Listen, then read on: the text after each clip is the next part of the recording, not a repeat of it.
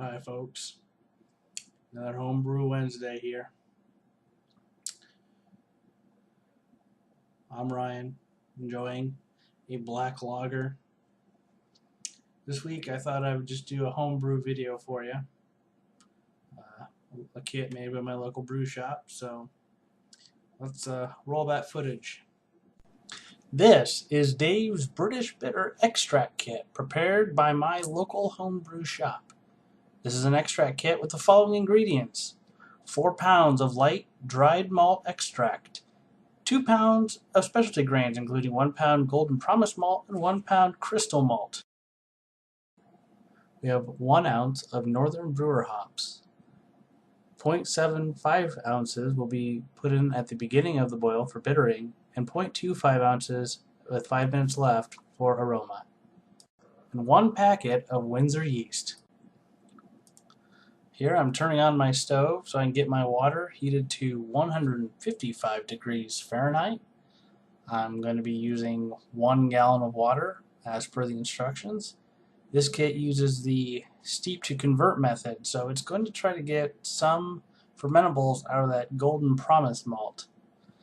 I'll have to keep the water between 150 and 155 for around 45 minutes. Alright, our water is up to 155 degrees. I'm going to put the grains into the kettle. Remember, this is the 2 pounds of grains, which include Golden Promise malt and Crystal malt 77 in equal quantities, 1 pound each. I'm going to have to monitor the temperature and try to keep it between 150 and 155, not let it get above 160, which I promise I will get it above 160 and probably drop well below 150 a few times. I don't really expect it to affect the beer too much. I'm sure there's plenty of people out there that would argue with me, and that's okay. Like I said, this is using the steep to convert method, so these grains will sit here for 45 minutes, try to get as much fermentables out of the Golden Promise malt that we can. Once this process is finished, I'll see you soon. Remember, when making homebrew, don't forget to enjoy a homebrew. I'm drinking a speckled heifer at the time that I was brewing the British Bitter. Alright, 45-minute steeping is done. I'm letting the water drain back into the kettle. Once I get that water out of the grains, I will turn up the temp on the kettle and get the water up to a boil. Alright, our water is up to a boil, so I'm going to move it off the heat so I can add the dried malt extract. This is light dried malt extract. I'm only going to add half of it now. The other half will be added with 15 minutes left in the boil. Total boil time we're looking at is 75 minutes, which is a little unusual. All of the brews I've done before now have been 60 minutes. So I'm guessing they're going to try to get more bitterness out of the Northern Brewer hops. Because the longer you boil those, the more bitterness you tend to get out of them. Also, I was not very scientific in figuring out what half of the DME was. Yes, I know 2 pounds is half of 4 pounds, but I didn't measure anything and just kind of poured the bag until I thought half of it was gone. My guess is I probably got more than half of the bag in there. Will this have a negative or positive effect? I have no idea. In fact, let's see in a little bit. Let's see, I'm going to grab some of the sticky stuff that got stuck in the bag. The DME goes crazy once it gets the moisture from the steam on it. It just clumps up really bad. Alright, so I decided that was enough. Going to give everything else a stir. Get some of the crap that was on my fingers off. Remember, we're boiling it, so it's sanitary still, and it's my own fingers. I know where they've been. I wash my hands a lot, especially when brewing. Everything a good stir. Try to get all dissolved. Of course, you don't want to spend too much time doing this because the water's going to drop back down. It might take a while to heat back up. And we're going to put it back on the stove and bring her back to a boil.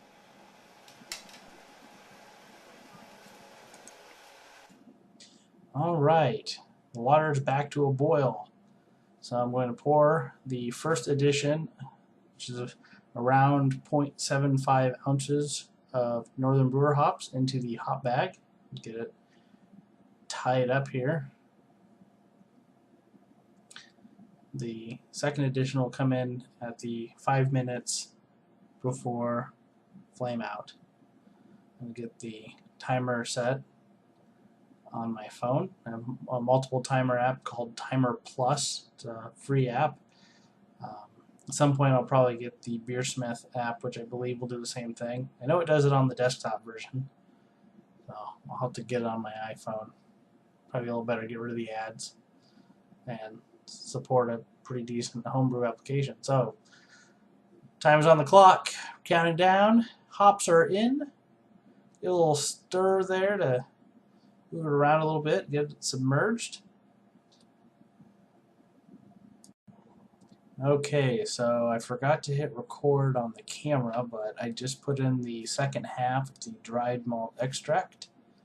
So I'm going to put this back on the burner, get it back to a boil, which it should still be fairly close. Take a quick swig of beer. I believe that is the pumpkin spice porter there. So it took me about a minute or two before I realized I actually needed to do this. So I grabbed my wort chiller, put it in. Probably still got a good 14 minutes in the boiling water, so it should be sterilized. Make sure to get the hoses off the pot so they don't melt. Vinyl tubing's only good for about 170 degrees, so it's a good idea to keep it away from any really hot heat sources. Also, a trick I learned was to, if you're not next to your sink, like I'm not next to my sink here, get one of your fermenting buckets and let the water drain out. Because what's going to happen is all the water that's been in there, because you can never get all the water out. At least I have never been able to. So once I sterilize the wort chiller like I'm doing right now, water starts running up to the top of the chiller, cools back down, and runs out of the hose. And there's a good, probably about a cup of it, maybe a cup of water that gets stuck in there.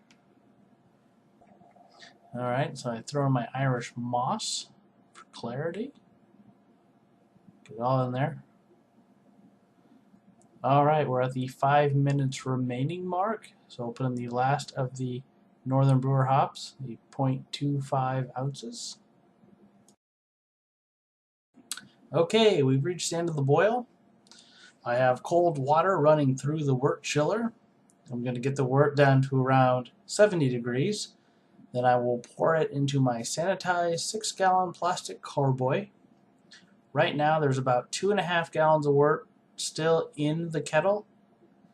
So once it's in the carboy, I will be adding another 2.5 gallons to get it up to 5 gallons.